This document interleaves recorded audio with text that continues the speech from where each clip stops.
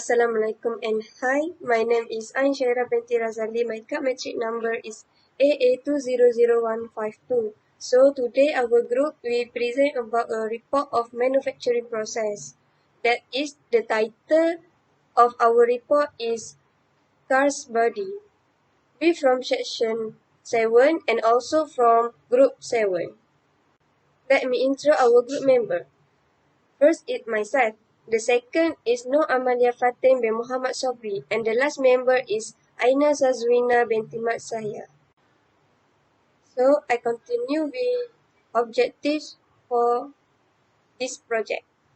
The first objective is understand how automobiles are produced through various manufacturing process in detail.